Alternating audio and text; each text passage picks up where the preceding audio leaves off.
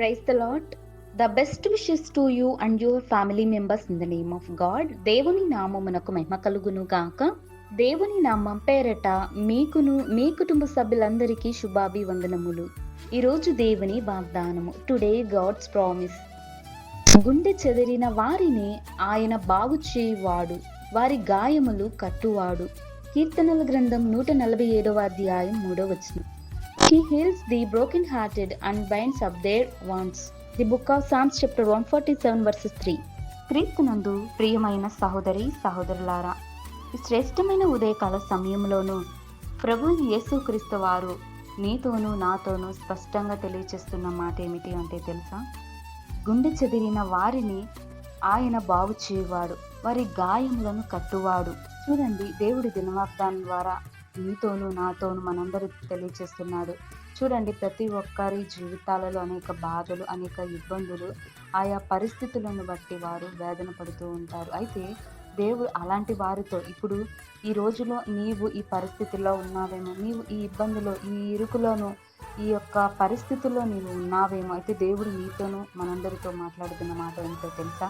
చెదిరిన నీ మనస్సుని, నీ యొక్క జీవితాన్ని, నీ యొక్క కుటుంబాన్ని దేవుడు తప్పకుండా బాగు చేస్తాడండి. నీవు ఏదైనా అనారోగ్య పరిస్థితుల్లో ఉన్నా కానీ దేవుడు తప్పకుండా నీ యొక్క గాయములను ఆయన మాన్పుతాడు. దేవుడు నీ విషయంలోనూ ప్రత్యేకమైనటువంటి శ్రద్ధ కలిగి ఉన్నాడు. అయితే దిగులు పడవద్దు. చెదరిపోయినటువంటి ఆ యొక్క పరిస్థితి ఏదైనప్పటికీ కూడా ఆ పరిస్థితులన్నిటినీ సరిచేయగల గొప్ప దేవుణ్ణి నీవు నమ్ముకొని ఉన్నావు కదా. దేవునికి నీవు అన్ని విషయంలో కూడా నమ్మకంగా ఉంటే దేవుడు తప్పకుండా బాగు చేస్తాడు. నీ హృదయాన్ని, నీ కుటుంబాన్ని, చెదిరిపోయినటువంటి ఆ యొక్క ప్రతి పరిస్థితుల నుంచి దేవుడు బాగు చేసి నీ గాయములను కడతాడు. నీకు ఏదైతే అవసరమో అవసరాలన్నీ తీరుస్తాడండి. చూడండి, మనం కొంచెమైనా నమ్మకం కలిగి ఉన్నా కూడా దేవుడు కార్యం చేస్తాడండి. కేవలం దేవుడు మన నుంచి కోరుకునేది నీతిగా ఉండడం, యథార్థంగా ఉండడం, భక్తి కలిగి ఉండడం, దేవుని ముందు నిజమైన విశ్వాసాన్ని కలిగి ఉంటే దేవుడు ఎంతో సంతోషిస్తాడు. కనుక చెదిరిపోయిన ప్రతి ఒక్క జీవితాన్ని ఆయన సరిచేస్తాడు, బాగు చేస్తాడు, మంచి మార్గంలోనికి నడిపిస్తాడు, గొప్ప మేలులు నీ పట్ల కార్యములను జరిగిస్తాడు. కనుక ఈ వాగ్దానాన్ని దేవుడు మనందరి జీవితాలలోనూ నెరవేర్చును గాక.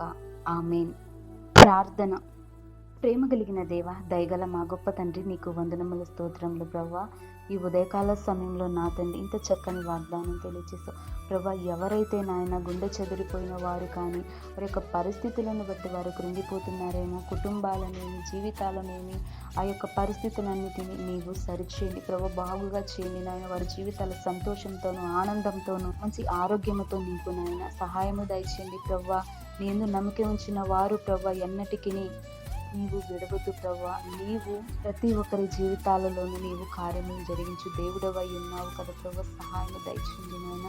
ఈ యొక్క ప్రార్థనను ప్రతి ఒక్కరి కుటుంబ జీవితాలలోనూ వెలుగులతో నింపమని కోరుతూ యేసయ్య అతి పరిశుద్ధ నామమున వినయంగా వేడుకొంచున్నాను తండ్రి. ఆమేన్.